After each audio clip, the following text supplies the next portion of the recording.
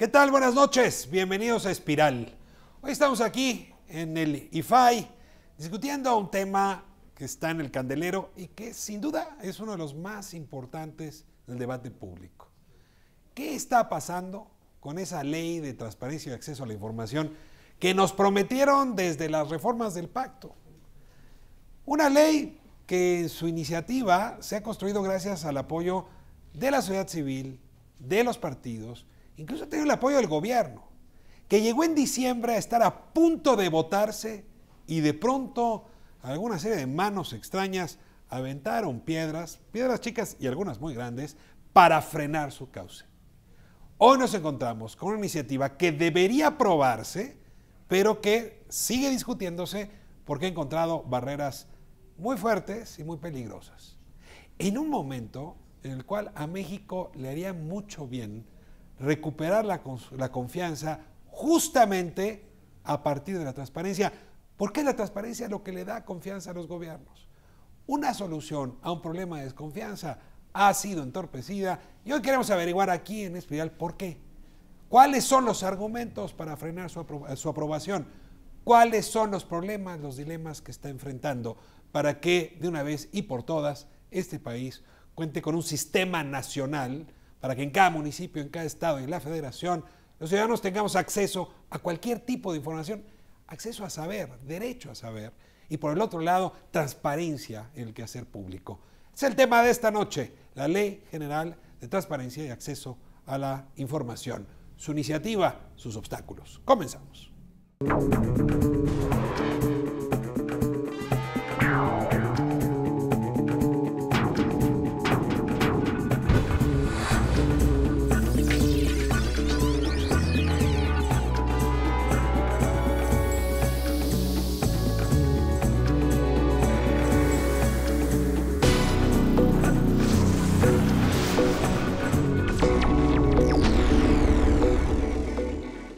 Lo anunciado, el tema que nos convoca esta noche es el proyecto, la iniciativa que hay de Ley General en materia de transparencia y acceso a la información. Un bebé, hay que decirlo, que lleva mucho rato pariéndose, y aquí tenemos a varios de quienes desde hace tiempo vienen confeccionando esta pieza que será fundamental para el país y que interesa a más de uno. Como es tradición Espiral, les voy a pedir que sean ustedes quienes se presenten. Voy a comenzar con el comisionado Óscar Guerra Ford, que nos recibe, por cierto, aquí en su oficina, en el IFAI. Hoy el programa es en esta institución. Muchas gracias por la hospitalidad, Óscar. No, muchas gracias, Ricardo, por el espacio y bienvenidos a ti y a todos los invitados. Y simplemente creo que es un tema fundamental.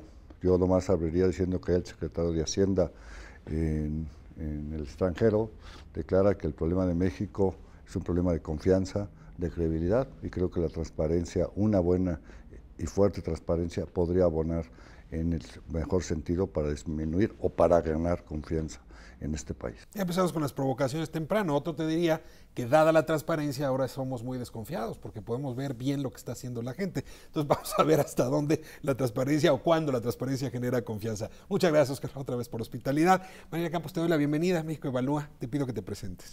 Gracias, Ricardo. Soy Mariana Campos, soy coordinadora de la línea de investigación de presupuesto y rendición de cuentas en el Centro de Análisis de Política Pública México Evalúa. ¿Traes la voz hoy de la sociedad? Así es que pues de alguna manera debemos exigir muchas voces al mismo tiempo. Muchas gracias, Mariana, por estar aquí. Tengo el honor de tener con nosotros al senador Alejandro Encinas, uno de los papás de este proyecto. No sé si a alguno le ha costado más trabajo que este, senador. Bueno, soy Alejandro Encinas, senador de la República. Nos ha costado mucho trabajo. Ese bebé sí ya rebasó con muchos los tiempos de gestación. Es un proyecto que iniciamos desde la legislatura anterior en la búsqueda de un sistema de transparencia y rendición de cuentas, y solamente la reforma constitucional, en la que hubo unanimidad y consenso, nos llevó más de un año, porque se detuvo en la Cámara de los Diputados. Y ahora que ya teníamos a dos bebés, una ley general de transparencia y acceso a la información y una ley federal consensada con el apoyo de la sociedad civil, de la cual también espero también ser vocero en este debate, pues se nos atravesó ahí la Casa Blanca y cayamos en un tropezón que frenó lo que ha sido un proceso de elaboración de iniciativas ejemplar, porque era la primera vez que en el Senado de la República se elaboraba una iniciativa por distintos grupos parlamentarios, no venía del Ejecutivo, intervinieron representantes de organizaciones civiles, académicos, especialistas, y cuando estábamos en la frontera del consenso, pues se detuvo el proceso y estamos en este momento tratando de superar este bache. La pregunta más complicada es que me ayuden a entender por qué se detuvo o por cómo llegamos a este bache, pero déjenme presentar a mi amigo Javier Corral. Me da mucho gusto tenerte aquí. Cada que hay un tema álgido estás, Javier. Estás defendiendo los derechos de la ciudadanía. Me da mucho gusto que nos acompañes. Gracias, Ricardo. Pues Javier Corral, senador por Chihuahua. Un gusto que estar de nuevo acá y que decidas echarle la mirada a este tema fundamental, porque efectivamente todo el proceso inclusivo que se había venido produciendo en torno de esta iniciativa, pues ha tomado un giro en las últimas semanas que coloca alertas y sobre todo preocupaciones sobre la última etapa. Estamos hablando de un derecho fundamental, de una larga lucha de la sociedad mexicana, conjunta entre sociedad, legisladores, académicos, periodistas, comunicadores sociales, y que marca de alguna manera uno de los mejores datos de la transición mexicana a la democracia, frente al cual no podemos aceptar ningún tipo de regresión. Lo que ya tenemos ganado y ganado en la Constitución no lo podemos perder en una ley secundaria. Eso sería un absurdo porque constituiría una involución, y yo creo que de eso es de lo que vamos a hablar. Ahora, no sé si coinciden conmigo, estamos en una época donde se hacen mejores reformas constitucionales que leyes secundarias. Pareciera que las cosas se atoran en el aterrizaje y ha pasado en más de un tema. ¿Me ayudan a entender por qué los 30 y tantos meses de gestación cuando tuvieron que haber sido 9 meses? ¿Por qué se ha alargado tanto el proceso de gestación de esta ley general? Yo creo que es lo importante de la reforma constitucional. ¿Es importante la autonomía del IFAI? Sí. La autonomía de los órganos garantes en los estados, sí. Una ley general para estandarizar, homologar la legislación en todo el país para evitar los abusos y la discrecionalidad de los gobernadores, sí. Pero lo más importante es establecer la obligación del Estado para garantizar en un derecho de los ciudadanos acceder a la información pública. Y ese principio, que creo que es el eje rector que nos permitió construir el acuerdo en la reforma constitucional, es el que debe prevalecer en la ley secundaria. ¿Por qué se atoró? Bueno, no hay yo creo que una razón específica. Yo creo que quizás al cierre del año pasado hubieron eventos muy claros que manifiestan que hay una crisis de confianza en este país y que también hicieron evidente el alcance que puede tener la transparencia como un mecanismo de control a la autoridad. ¿Alguien le tuvo miedo? Pues yo creo que en el fondo sí. Yo creo que siempre le ha tenido miedo la burocracia política a las leyes de transparencia. Hay una resistencia casi natural frente a instrumentos legales que obligan, bajo el principio de máxima publicidad, a orear los ingresos, las acciones, los programas, los planes, los salarios, el ejercicio de funciones del gobierno. Y la resisten todos los niveles y la resisten cuando están en el gobierno todos los partidos. Del conjunto de los recursos, por ejemplo, que maneja el Senado de la República, solo el 34% de ellos se transparenta, y transparente es un decir. Estamos hablando de rubros muy generales, no a detalle. El grueso del dinero que reciben las cámaras del Congreso están en mecanismos muy discrecionales, tanto en manos de organismos del propio Congreso como de los grupos parlamentarios. Bien que queremos ver todos en las mulas de nuestro vecino, pero no en nuestra propia oficina. Ese es parte del problema. Sí, claro, la voluntad de Dios en los bueyes de mi compadre, ¿no? Eso es una vieja frase.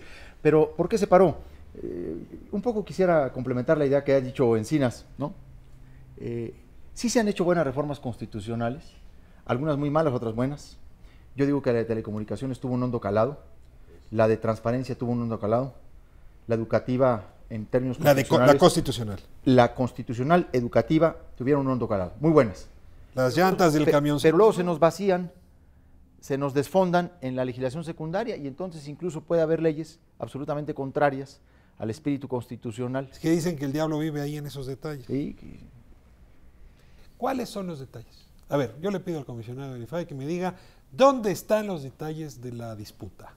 En esta inercia que decía, en diciembre había ya una iniciativa construida con más de 200 horas de trabajo con las organizaciones de la sociedad civil.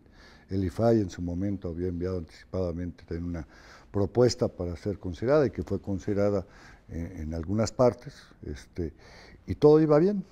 Creo que finalmente, como se ha dicho, hubo focos rojos, hay focos rojos, y esto de que, como iniciaba, de que al país le falta confianza y que decías a lo mejor, sí, bueno, pues es que la transparencia lo que está generando es desconfianza al poder o exhibir algunas cosas que están ahí. Bueno, esta es una lectura que se puede hacer, pero creo que no sea la lectura políticamente más correcta, es decir, bueno, pues entonces la forma en que para que nos tengan confianza es que no sepan nada. Creo que es al revés, o sea, si queremos ganar la confianza tenemos que demostrarles, digamos, con los hechos y siendo transparente, que así es y que las cosas, digamos, los recursos públicos se manejan de la forma en que debe ser. El problema está en que si los 10 puntos que entrega el IFAI, pues son estas formas de, como tú dices, en la letra chiquita, pues empezar a ponerles algunas trabas o algunos impedimentos, dificultar, dejar para interpretaciones, para procedimientos que se puedan alargar, jurisdiccionalizar el asunto del acceso, etcétera, etcétera, una serie de cuestiones. Si tú ves los 10 puntos, uno muy importante, que el IFAI ya no pueda calificar delitos de lesa humanidad o violaciones graves de derechos humanos para dar acceso y se espere a la autoridad competente. Esto quiere decir, por ejemplo, en el caso de Tlaxlaya, que hemos dado la información, que a lo mejor tenemos que esperar 2 o 3 años para que y entonces pues es trabar el acceso a la información. Por poner algunos ejemplos, está la parte que se vuelve confusa con fideicomisos, que si no tienen estructura, que el asunto de los créditos fiscales, el asunto también de la parte energética, y entonces empiezan que ya no hay que hacer prueba de daño, y una serie de cuestiones que entonces, como se decía aquí muy bien, pues no reflejan lo calado, lo importante fue la reforma constitucional. Yo diría se quedan chicos. Déjame si entiendo. Había una propuesta consensada por los partidos, con la sociedad civil, y de pronto alguien empezó a poner piedritas. Ahorita vamos a ver cuáles son esas piedritas. Ahora, yo sí estoy un poco, tengo que decirlo, sorprendido de las piedritas que eligieron, pero sobre todo cómo las introdujeron. Y yo he visto que me ayudan a entender ese proceso parlamentario, ahora tan de moda, donde hay una iniciativa que está firmada y de pronto empiezan a aparecer borradores que no tienen autor y que resulta que es así como se introduce las piedritas. A ver, ¿me explican cómo es eso? Que esta iniciativa firmada por los senadores tal, y luego de repente estos borradorcitos que empiezan a decir, oiga, para crímenes de lesa humanidad, pues no. Oiga, la interpretación de la ley, que la hagan otras leyes, esta no. Oiga, el IFAI no es máxima autoridad. Nadie firmó esas piedritas. Es una cosa como que las aventaron. ¿Por qué pasa eso? ¿Por qué está pasando esto en nuestro sistema parlamentario? No, sí hay autor, ¿cómo no? O sea, hay un memorándum de observaciones del consejero jurídico del presidente de la República, de Humberto Castillejos. Pero no son redacciones terminadas, son observaciones. No, hay observaciones y propuestas específicas de redacción del consejero jurídico. Entonces, a ver, senador, usted coloca a ese sujeto como el responsable, el consejero jurídico de la presidencia. Así es, o sea, las mayores alertas se han producido a partir de que la presidencia de la República, a través de su consejero jurídico, metió en el proceso de discusión de la iniciativa 81 propuestas de cambio a una iniciativa que tiene más de 320 y tantos artículos en el conjunto. Y eso ha estado dominando una discusión en los últimos días. Perdón, pero no alcanzo a entender. ¿Un senador o un diputado metió ese documento? No, el propio consejero jurídico. Pero él no es un representante popular. No, pero se le da una interlocución en el Senado. Se le ha privilegiado a Castillejos en esos procesos, ¿no? Ha sido verdaderamente... O sea, no han sido senadores del partido gobernante quienes introdujeron esos documentos, sino el Poder Ejecutivo interviniendo en el proceso legislativo. Así es. Perdón que se lo pregunte así, pero si no me confunde un poco. Así es. Y como el principio de separación de poderes todavía me importa, ¿por qué un lugar tan privilegiado? Pues porque ese mismo privilegio se lo ha concedido el propio partido en el gobierno, que maneja muchos de estos procesos, hay que decirlo con toda claridad. ¿Solo la Consejería Jurídica o hay alguien más a quien tendríamos que observar? Es el Ejecutivo Federal a través del consejero y a través llegan ahí las propuestas del Banco de México, de otras instituciones que quieren acreditar mayores restricciones en el acceso a la información. Y pues lamentablemente algunos de los senadores y senadoras que suscribieron las iniciativas pues son el instrumento para canalizar estas reservas y esas propuestas del Ejecutivo Federal. A ver, pero entonces este es un dato importante. No es solo es la Consejería Jurídica, también es Banco de México, también es la Procuraduría General de la República, y la Consejería está agrupando esas observaciones, Mariana. Bueno, yo lo que tenía entendido es que estos organismos adicionales que mencionas a la Consejería han hecho observaciones más para agregar o discutir algunas de las causales de reserva de información, pero que principalmente los demás mecanismos que en su conjunto pretenden, en primer lugar, introducir, desde mi punto de vista, y quizás lo comparten otras organizaciones civiles, mecanismos inapropiados para reservar información, que pretenden disminuir el poder del IFAI y del propio Sistema Nacional de Transparencia, que buscan dejar poco clara la responsabilidad de los fideicomisos. Tengo entendido que es más sobre lo ha hecho la Consejería, ¿no? Pero acá lo que hemos escuchado, y bueno, en la reunión también que tuvimos con el Senado, así se dijo, que lo que se ha hecho después de este trabajo que se hizo con los organizaciones de la sociedad civil, que finalmente dice, bueno, era una iniciativa, pero no, ese trabajo no era vinculante y habría que, todo se mandó al comité de expertos y después del comité de expertos se tuvo que, así lo han dicho, ver y oír la opinión de los sujetos obligados, que es una de las críticas, por ejemplo, que ha hecho el doctor Merino, el maestro Merino, que dice, bueno, pues que no parece muy lógico que al que se le va a aplicar o va a hacer opine al sujeto obligado sobre la ley, pero bueno, así ha sido, y ahora ponen hasta la propia UNAM, que la UNAM ya envió un comentario, pero como lo decía perfectamente Mariana, el asunto es que es sobre jueces de reserva, pero sí, ahora la Consejería Jurídica, creo, desde mi punto de vista, que dado que la reforma constitucional le dio un papel específico para un asunto específico, que es poder, en su caso, interponer algún recurso ante una resolución del IFAI en materia de seguridad nacional, la cual el gran problema es que no está definida ni acotada, y entonces en estos documentos, piedritas como tú le llamaste, que se llaman documentos de trabajo, que en el caso de nosotros a veces los tenemos, pero no sabemos el autor. Pero estás conmigo, que muchas veces no sabes quién firmó esa nota. A veces ya no sabemos qué opinar, porque tenemos varios documentos de trabajo, así se han denominado, pero el asunto es que en uno de estos documentos de trabajo la Consejería Jurídica no solo iba a poder interponer recursos en resoluciones del IFAI, sino también de los órganos garantes de los estados. Y yo nunca había visto tanto poder a esa instancia. La Consejería Jurídica se nos está convirtiendo en un órgano muy interesante, pero déjenme irme a corte y regresando les pido que hablemos de esas piedritas que voy a cambiar, la verdad, la palabra. Ahora voy a llamarlas piedrotas. No, esas piedrotas. Me voy a corte y hablamos de las piedrotas puestas a la iniciativa que llegó al Congreso y que se estaba discutiendo, iba por buen camino en diciembre y ahora se nos está cambiando de curso. Quédese con nosotros, seguimos.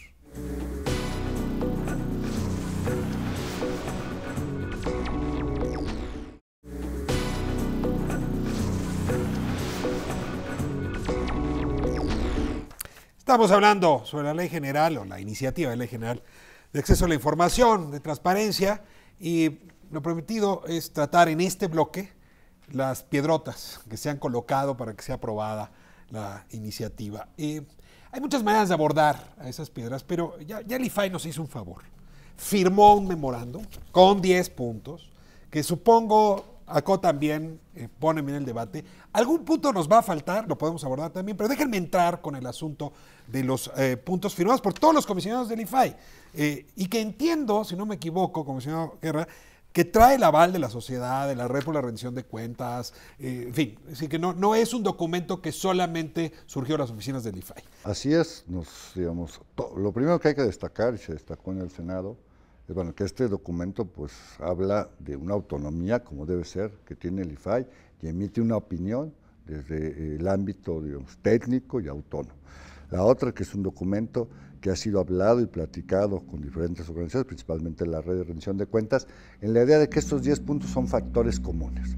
Puede haber otros puntos, como ya se dijo aquí, pero en estos 10 vamos. Como un denominador de la molestia. Así es. A ver, arranco con el primer asunto, porque me voy a meter en Honduras, pero es un asunto de definiciones. Hay varios puntos que realmente el problema es cómo definimos el término. Ya el comisionado Guerra hablaba de esta excepción que se estaba queriendo construir alrededor de lo que se llama violaciones graves o delitos de lesa humanidad. la verdad es que ni siquiera la Comisión Nacional de Derechos Humanos luego es clara con esas definiciones. Hablaban hace un momento de Tlatlaya. Recordarán que la Comisión Nacional de Derechos Humanos anterior no había calificado el asunto de Tlatlaya como un delito grave. Y luego ya la nueva, digamos, el nuevo mandato, Raúl González, ahora sí la clasificó. Entonces, de suyo es difícil la definición, pero yo quisiera que me contaran dónde está el problema y por qué le está preocupando tanto a los detractores esta excepción sobre estos dos elementos: delitos de lesa humanidad o violaciones graves. Bueno, no solamente hemos planteado que no debe haber ninguna reserva en materia de hechos donde se acredite violación a derechos humanos o lo que se puedan acreditar incluso actos de corrupción. No solamente los delitos de lesa humanidad, es de los temas que hemos puesto en la mesa, y quieren ahora que se establezca una disposición que obligue a que el IFAI no podrá emitir ningún requerimiento de información o alguna recomendación al respecto hasta que la autoridad competente resuelva si efectivamente existió un delito de lesa humanidad, un acto de corrupción o una violación a los derechos humanos. ¿Pero por qué quieren que ese expediente se guarde? Pues es uno de los expedientes que requieren mayor transparencia. Y además que son inminentes ante la opinión pública. Es evidente que los casos de Iguala, Cocula, con el caso de la desaparición de los 43 normalistas, el homicidio de 6 civiles, las fosas de San Fernando, de Cadereyta, las ejecuciones extrajudiciales en el caso de Tlatlaya, son flagrantes violaciones a los derechos humanos. Y no hay por qué esperar que nadie las califique. Es que me imagino, hay un enfermo y entonces entra al hospital y le ponen una cortina alrededor para que los médicos actúen con asuntos de gravedad. Parece lo más absurdo en asuntos que además importan a tanta gente. Sí, de hecho, además de lo que nos parece por sentido común evidente, de que en estos casos no debe reservarse información, hay suficiente evidencia en prácticas internacionales de que este tipo de información no debe reservarse. Existe una ley modelo que se generó a partir de un esfuerzo que hizo la Organización de los Estados Americanos, convocando un grupo de expertos de varios países, en donde se establecieron pautas de cómo diseñar una ley de acceso a la información. Y claramente se establece que no debe reservarse información de estos temas en esa ley modelo, ¿no?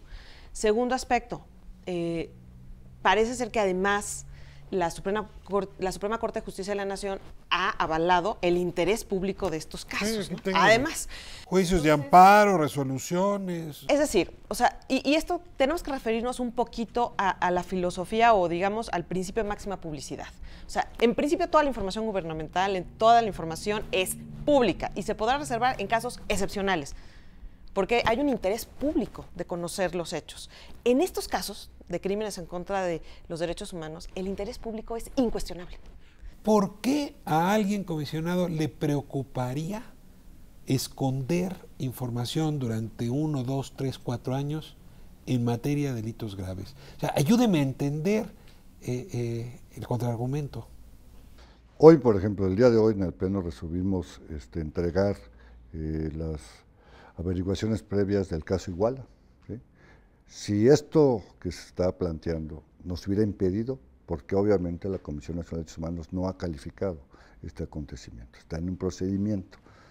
Obviamente nosotros, utilizando lo que hoy la ley nos da, hoy la ley lo tiene, que es la excepción de la excepción, o sea, ya se decía, la reserva es, digamos, excepcional, pero queda claro que las averiguaciones previas son reservadas, pero la excepción de esa reserva, lo dice la ley actual vigente, es cuando existen violaciones graves de derechos humanos.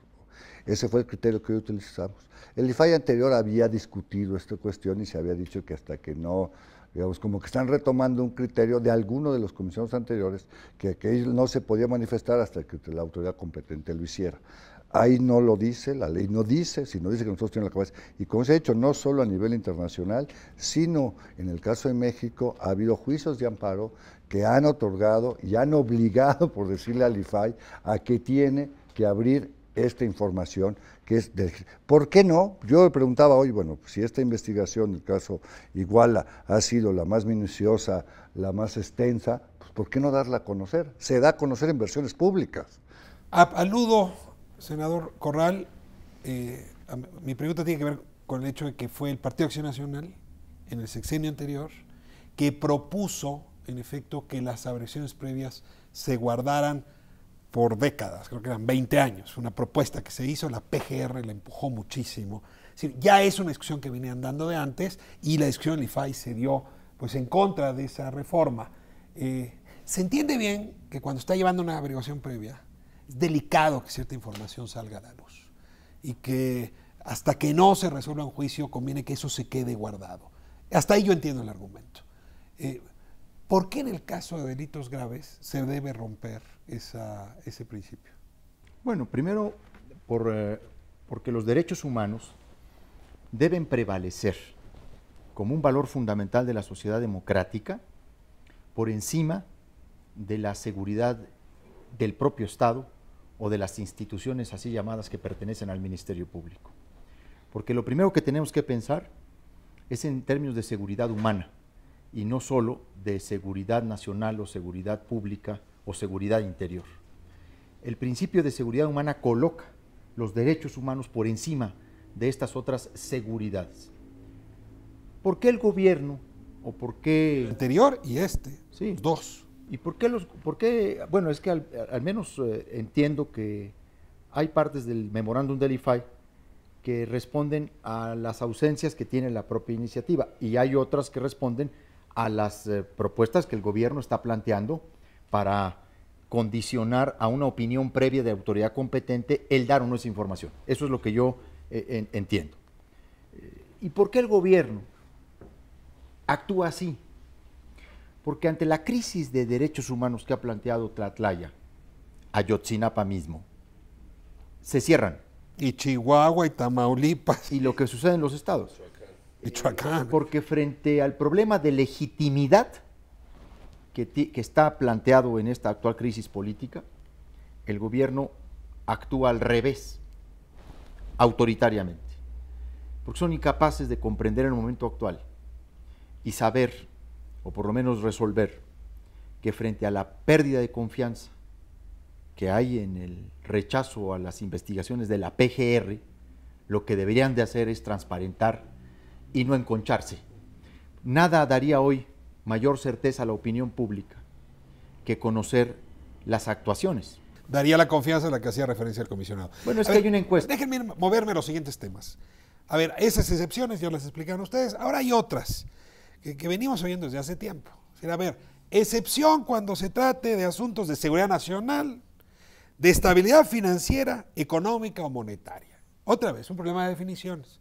Traigo a cuento una historia que siempre me llamó la atención del Estado de Nuevo León, donde un solicitante de información pidió las facturas de pago a 2 empresas televisoras. Como hay 2, no necesito aclarar cuáles.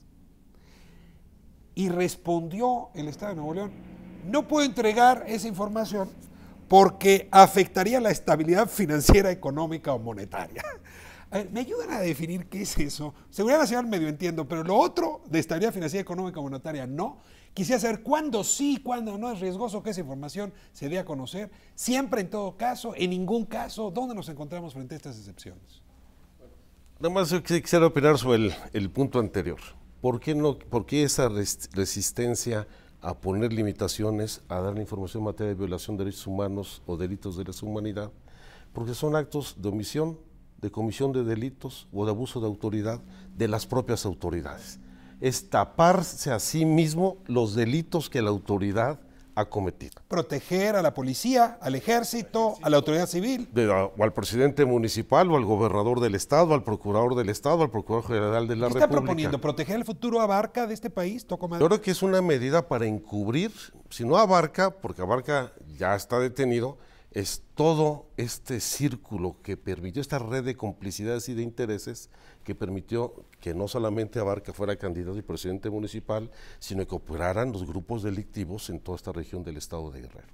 Ahora, sobre este tema... Perdón, y si me permites, para que continúes. Se ve que este tema... Es álgido. Quedan 5 minutos de este bloque, ¿eh? Yo creo que hay un interés fundamental. ¿Qué es? Proteger a las Fuerzas Armadas. Hay un inusitado silencio en toda la averiguación e informe de la PGR sobre el papel del 27º Batallón de Infantería de Iguala frente a las exigencias, solicitudes de muchos sectores, incluidos los padres de familia, sobre el papel que ese día, días posteriores y sobre todo esa semana muerta que toca al tema, el papel del ejército. Y yo creo que ahí está uno de los intereses fundamentales. Seguridad nacional, lo retomamos, y luego me ayudan a entender esto de estabilidad financiera, económica y monetaria. El argumento es, si entregar información afecta a cualquiera de estos preceptos, entonces que no se entregue información. ¿Me ayudan a definir qué quiere decir cada cosa? Bueno, en primer lugar, lo de seguridad nacional sí está en la reforma constitucional, queda claro que hay que acotarlo, hay una ley en la materia, que sería la primera, pero yo no me quedaría ahí, yo creo que habría que acotar en este sentido. Pero la parte esta de la estabilidad económica, financiera y monetaria no está en la ley actual, no está en la reforma constitucional. Ganamos esa batalla. Ganamos porque se quiso meter en su momento. Sí, esta redacción iba a la constitucional y la Sí, sacaron originalmente. fuera. No está. Entonces ahí lo que nosotros estamos proponiendo es o que se defina claramente en qué supuestos, y aquí el argumento es, y yo como economista, bueno, es que los supuestos pueden cambiar. Bueno, entonces quitémosla, y ya hay dos cuestiones que ya está, una como causal de reserva, porque ellos hablan, no, bueno, es que puede una persona con determinada información atacar, digamos, la paridad cambiaria, etcétera, etcétera, especular, no sé, este tipo de cosas. Bueno, porque puede conocer algún estudio del Banco de México sobre la evolución, digamos, cambiaria, etcétera, la entrada, oferta y demanda de divisas. Bueno, lo que la ley dice es que cuando hay un proceso deliberativo, que puede ser el caso, eso se puede resguardar temporalmente hasta que finalice el proceso. Una pregunta, porque ¿que no sería muy podemos tener bueno confianza en los comisionados del IFAI para que sepan cuándo esa información se da o no se da? A ver, ¿qué no los nombraron creyendo en ustedes, le dieron autonomía al órgano, que no son gente profesional? ¿Por qué tendría que la ley impedirles deliberar sobre cuándo es peligroso y cuándo no liberar cierta información? Así es, pero ahora somos los menos interesados, como creo que toda la mayoría de las personas, en desestabilizar económica y monetaria. Quisiéramos estabilizar económica y monetaria y financieramente al país, pero, digamos, y la otra es cuando, y por eso la prueba de daño es tan importante, cuando el sujeto obligado pueda demostrar que esa información permite sacar una ventaja indebida que puede poner en riesgo, digamos, en este caso, la estabilidad económica. Yo quisiera ver esas pruebas. Entonces, económicamente se pueden hacer muy fácilmente. El chiste es que no hay tantas. Sí, yo creo que estoy totalmente de acuerdo con Oscar. Me parece que me imagino ¿En qué hay que una acotar o situación. en qué estás de acuerdo? Estoy de acuerdo en que el proceso se puede reservar información de un proceso deliberativo y que muchos de los miedos con respecto al tema de la estabilidad financiera y económica pueden caber dentro de la protección que da la causal del proceso deliberativo. Yo me imagino que a lo mejor si tú pides cuál es la tasa de reserva de un crédito que va a negociar Hacienda, de la colocación de un bono el día de mañana, pues me parece que sí no debe dar esta información a Hacienda, porque si va a negociar contigo ya vas a saber cuál es su tasa de reserva, ¿no? Y entonces no va a tener, digamos, un espacio de negociación adecuado. Entiendo eso, pero ese problema se soluciona con esta causal que hay, que mientras haya un proceso deliberativo no te dan la información, sino hasta que acabe. Pero no me queda claro, al igual que a Oscar y a los demás, qué otros tipos de situaciones podrían afectar. Y por el otro lado, lo que sí veo es que se abre un paraguas inmenso para que cuando uno quiera saber, por ejemplo, sobre la cobertura o la estrategia de cobertura de los precios del petróleo. Contribuyentes, hombre, la SAT. Entonces, ¿cuánta información? Digo, porque la estabilidad de un financiera, Estado. la estabilidad financiera depende de un sinfín de variables que ni siquiera están en el control del gobierno.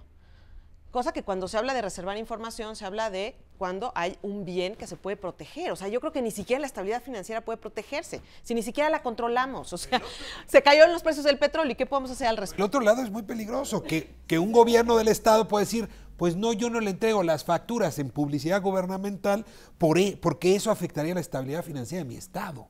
No sé cuánto le pagaron. En Chihuahua el criterio del órgano regulador para desglosar gasto de publicidad en medios de comunicación es que se atenta contra la libertad de comercio. A ver. Ese es uno de los criterios del órgano regulador local, que dar un desglose de las asignaciones del gobierno a medios es afectar el libre comercio, el derecho de libre comercio. A ver, va a ser bien importante saber qué ley va a importar más en este tema. A ver, la ley de mayor envergadura en materia electoral, pues es la ley JIPE, ¿no? Y la ley de partidos. Todas las demás leyes en materia electoral se supeditan. Yo quiero saber si esta ley se va a colocar como la reina de las leyes o va a competir con otras? Me voy a corte y me ayudan a entender en esta disputa de leyes, porque entiendo que ya están destronando a la reina antes de que ocupe su asiento. Siga con nosotros, estamos en Espiral.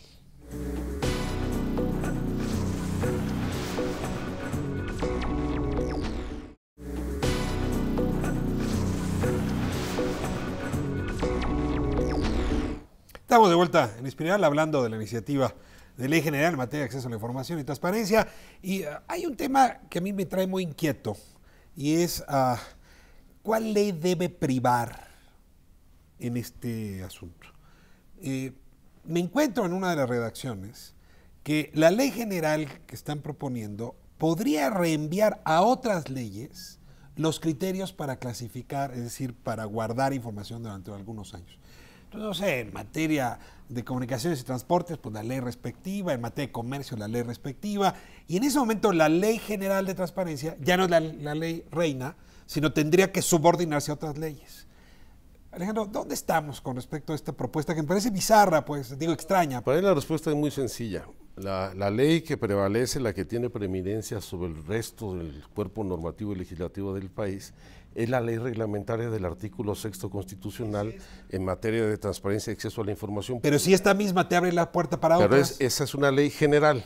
Y la ley general, y esto es con el propósito de estandarizar la legislación en los estados e incluso en la legislación federal, es el piso mínimo al que debe sujetarse cualquier otra legislación. Tú puedes ser mucho más estricto en la aplicación de la ley, pero no puedes disminuir el nivel de derechos, responsabilidades que se establecen. Entonces, la preponderancia innegablemente es la ley general. Quiero hablar sobre lo de seguridad nacional, que es un asunto que efectivamente es un concepto que ha evolucionado pero déjame, rápido. Déjame plantear el argumento de seguridad, pero nada más con esto cerramos. ¿Cabe la posibilidad de que a través de la ley general se abra una gotera, una hendidura que acabe hundiendo a la propia ley general, mandando a otras legislaciones la interpretación? No, digamos, todas las reservas que una ley pueda tener tendrán que caer en los causales de reserva de la ley general. Punto. Si no, no aplica.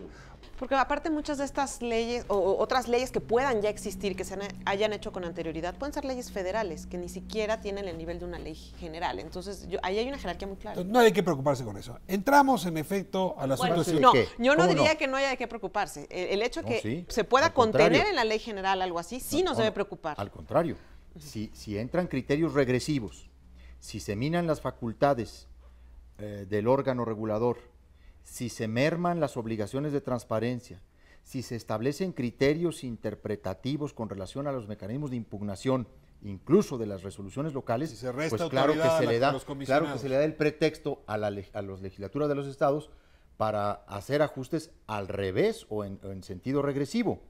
La prueba de daño que se ha mencionado, que se quiere eliminar, hoy está prácticamente en la mayoría de las legislaciones locales. ¿Qué es la prueba de daño? Es la obligación que tienen los sujetos obligados, llámese los entes públicos, de documentar. O sea, la Secretaría de Estado, el IMSS, el ISSSTE. Demostrar que el no entregar esa información lo hace porque si no generaría un daño mayor de hacerla pública. Así es, o sea, debe demostrar. Daño presente y futuro. Y están eliminando esa prueba. Así es. O sea, yo puedo negar la información sin explicar por qué. Solo si te quejas, entonces el IFAI te puede obligar a que la hagas. Están cambiando el momento en el que se lleve a cabo, pero lo que se había incluido en la iniciativa del 2 de diciembre es que fuera desde el momento en que alguien te la niega. Y por una sencilla razón, o sea, es necesario motivar la actuación. No te voy a dar esta información porque hay un daño a la seguridad nacional, que ahora le entraremos.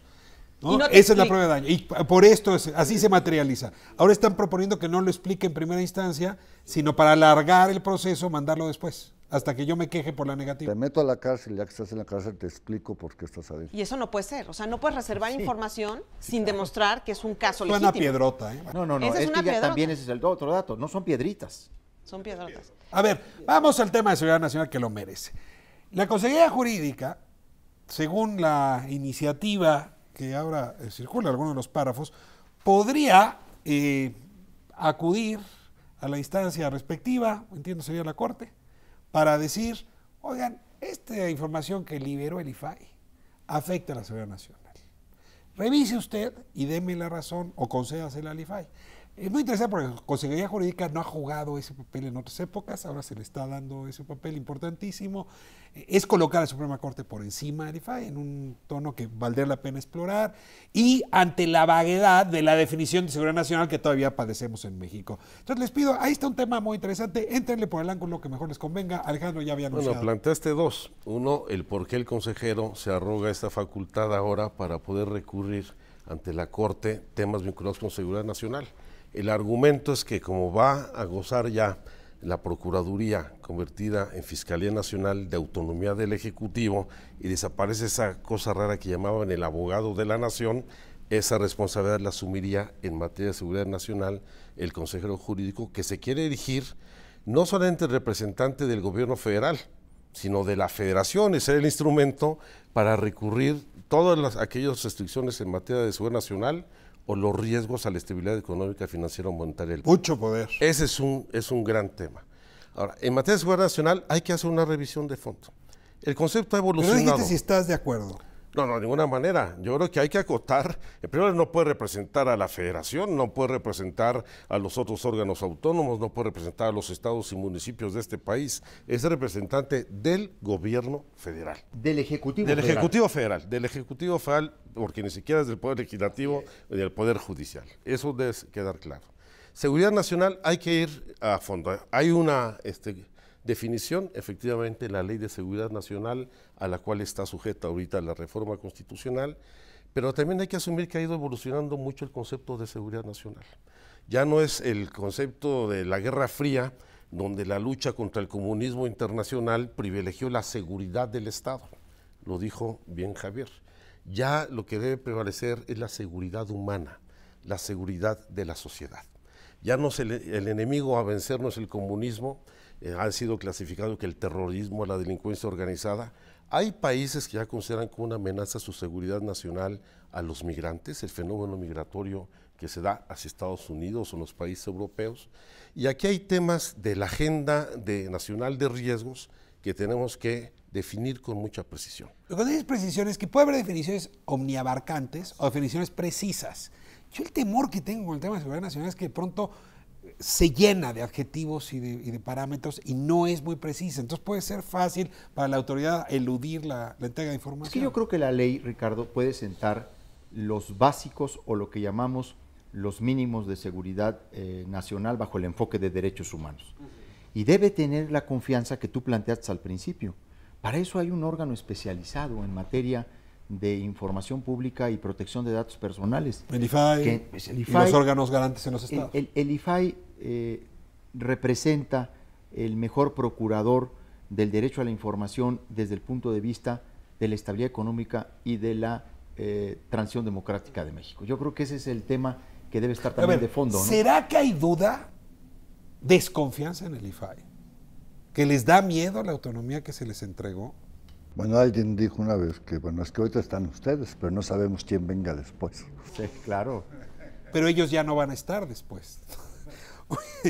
Bueno, a ver, hay varios elementos ahí interesantes, pero uno que me tiene también inquieto es este asunto de sacar como sujetos obligados a los fondos y los fideicomisos. A ver, uno que tiene memoria, ¿se acuerda cuánto dinero en las aduanas se fueron a dar a fideicomisos? ¿Cuánta marrullería hicieron en la Secretaría de Hacienda con los fideicomisos? A ver, Mariana, ¿me explicas? Ahora resulta que los fideicomisos ya no deben ser observados por la... Nomás, Ricardo, nomás un dato, yo sé que tiene perfectamente el contrario, pero para ver la dimensión. Tenemos 351 fideicomisos y fondos. ¿Cuánto dinero hay ahí? 460 mil millones de pesos. Varios puntos del PIB, ¿eh? No nos gana este país yo creo que todos los años. Muy bien que lo haya dicho Oscar, y yo agregaría que especialmente los fideicomisos que se conocen como sin estructura o que no son considerados paraestatal, son los que están en la situación grave, porque ingresan, egresan y se endeudan. Recursos públicos. Sin que haya registro. Hoy se publicó la cuenta pública auditada de 2013, en donde se establecen estas observaciones. Es grave la situación, es una de las áreas de opacidad más graves del Estado Federal Mexicano. Y por eso lo la decimos. quieren sacar. Entonces, a mí me parece totalmente irónico e inadmisible que se cuestione pues que queremos una rendición de cuentas por parte de estos fideicomisos. Lo que se está diciendo y lo que se está argumentando es que, dado que estas figuras jurídicas, financieras, no cuentan con una estructura, pues ni modo que se les ponga una estructura para tener un comité de transparencia y para atender las solicitudes de transparencia y las obligaciones de transparencia. Ahora, pues, perdón, ¿no le pagan los bancos? Tienen maneras. Una comisión para que hagan eso. No, a ver, y se llevan comisiones re buenas. Hay los fideicomisos bancos, con decenas y centenas de miles de millones de pesos que invierten en proyectos de infraestructura y ni siquiera publican la lista de proyectos de inversión. El 1% que de 450 ¿no? mil millones Entonces, se alcanza para eso, ¿no? Ellos, ¿qué es lo que ellos tienen? Claro que tienen gente, claro que tienen una estructura orgánica, la tienen y la financian con cargo al patrimonio de los fideicomisos. Entonces, de esa misma manera pueden atender las obligaciones de transparencia y lo que, vamos, yo creo que nos va a salir mucho más caro que estos 400 y tantos mil millones de pesos sigan operando en este nivel de opacidad. Ahora, la otra ahí que discutíamos con los senadores, digamos, tengan o no tengan estructura, yo creo que obviamente tienen los recursos para ponerla. Finalmente, ellos tienen un fideicomentante o tienen una cabeza de sector que es un sujeto obligado. Entonces, yo no sé quién me va a contestar del otro lado, yo te obligo, y así está en la ley, en la reforma constitucional, son sujetos directos. Entonces, yo ciudadano no sé quién está atrás de la ventanilla, a mí me pones tu portal con todas tus obligaciones de transparencia, ¿sí? Las generales y las específicas, y yo en Infomex o donde sea, localizo, porque hay gente que ni sabe de la existencia, y entonces dice, no, pues, se le pregunten a Hacienda, pero no sabe, no, me los pones todos, los enlistas, y yo ciudadano le pregunto, si va a contestar el fideicomentante o la cabeza de sector, yo no tengo problema, pero ese es un sujeto obligado directo, y muchos van a acabar solamente poniendo su estructura porque tienen los recursos para hacerlo, y muchos ya la tienen. Entonces creo que aquí es que queremos economizar, hay forma, pero queda claro, otra forma sería anticonstitucional, así lo dice tajantemente, los fideicomisos son sujetos directos en materia. Lo que dice Óscar es importante porque la propuesta que se está haciendo es de crear precisamente sujetos indirectos en materia de fideicomisos y fondos públicos, ¿verdad? Y entonces estás tratando... O sea, sujetos obligados directos y ahora vamos a inventar sujetos obligados indirectos. Eso es lo que está planteando en realidad. Y se le está tratando de dar vuelta a la Constitución. Ahí no hay ninguna duda. Pues si esa figura no está en el De hecho, eso es lo que se mencionó como uno de los avances de la reforma constitucional, incluir a sindicatos, partidos políticos, fideicomisos, fondos públicos, etc. Se nos agota el tiempo y hay otro tema que me parece interesante. Hay un sistema nacional de acceso a la información, de transparencia, que propone la Constitución, que propone la ley. Pues ¿quiénes deben estar en ese sistema? Yo supongo que el IFAI, espero. La Auditoría Superior de la Federación, los órganos garantes locales. Pero ahora veo que están invitando hasta el payaso del circo, el trapecista, los leones, los sujetos obligados. A ver, ¿qué es esto? Que meter en el sistema a quien no tiene que estar. Hay fiestas que son para una cosa y otras para otra. Estaba en estos documentos de trabajo, bueno, en el Senado estuvo Alejandro, obviamente, pues ahí se dijo, no, a eso ya no hay problema, solo estarán los interesados, que es el IFAI y los presidentes de los órganos garantes, y todavía en la propuesta nosotros podríamos invitar excepcionalmente a lo mejor al legislativo o a alguien por un tema tal, pero no van a estar ahí, parece. Pero sí hay esta idea y todavía esperamos que... De subir a la Procuraduría General de la República, a la Secretaría de la Marina. Los sujetos obligados. La CONAGO, como la CONAGO. Se proponía la CONAGO. Esta pregunta tuya es muy interesante, porque aunque parece que se ha logrado conjurar, por lo que estoy ahora entendiendo, este memorándum retrata al gobierno de Peña Nieto. ¿Tú estás seguro que viene firmado por él? No tienes duda. No viene firmado, ¿eh? Castellecos nunca firma nada. Simplemente lo coloca en espacios privilegiados del Senado y se empieza a discutir sus propuestas. Así pasó en reforma de telecomunicaciones, así pasó en reforma política electoral. Bueno, hasta nos metió ahí un gol con el tema de la prima de retiro, ¿no? Porque tiene esas habilidades. No, el tema es, este documento es una radiografía de hasta dónde realmente el gobierno quiere entrarle a este tema. En realidad quiere irse para atrás. ¿Tú estás convencido de eso? ¿De qué? De que se quiere echar para atrás. Pues a la luz del memorándum. Voy a conclusiones. Esta es la del senador Corral. Alejandro. Pues sí, evidentemente está estancado el proceso de negociación. Tenemos 2 meses a raíz del tropezón en donde íbamos avanzando un dictamen que iba a alcanzar la unanimidad. Ha habido algunos avances en materia del Sistema Nacional de Transparencia. Se va a eliminar la presencia de cualquier sujeto obligado. Estará el órgano garante nacional y los órganos garantes de los estados y podrán invitar con derecho a voz al INEGI, a la Comisión Nacional de Derechos Humanos, a la Autoridad Superior de la Federación, pero de ninguna manera formarán parte del sistema. Yo creo que son de algunas de las cosas. O sea, sí hay avances, sí se han vencido las resistencias. Que tuvimos en la reunión de la semana pasada con el IFAI. Yo creo que son de los temas que se van acotando. Pero Una los temas frase de conclusión. Sí, yo creo que las grandes piedras están, primero yo digo, en el ámbito de revisar bien las facultades y competencias del régimen federal y del régimen que va a aplicar el IFAI en el ámbito de los órganos garantes. El otro ámbito, el fundamental, es el de los derechos de los ciudadanos para que no haya restricción alguna. Y las causales de reserva en materia de seguridad nacional deben definirse de manera puntual, quitarse toda reserva en materia pues, de cuestión monetaria, financiera, económica, sea lo que quiera decirse con ello porque puede abarcar todo, y fundamentalmente garantizar que la gente acceda a la información pública. 10 segundos, Oscar.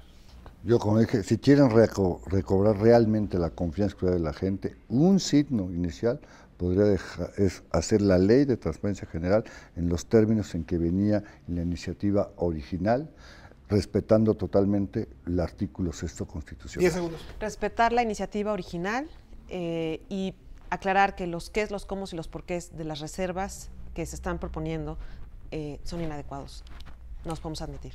Yo quiero pensar que este país se merece reconstruir en efecto el piso de confianza que nos hemos perdido. Yo ya estoy un poco cansado de la frase de Sartre en nuestro país: el infierno son los otros. Y claramente una iniciativa de este tipo nos va a permitir desterrar la hipótesis del infierno. Coincido con lo que aquí se ha dicho: si esta iniciativa no se aprueba pronto, el desgaste de la confianza será mucho peor. Por eso su relevancia, y por eso le agradezco tanto a quienes llevan muchas horas, trabajando justamente esta iniciativa, que nos han acompañado esta noche y hayan puesto su punto de vista a debate para su conocimiento y para su interés. Nos vemos próximo miércoles, Canal 11, mismo horario. Muchas gracias.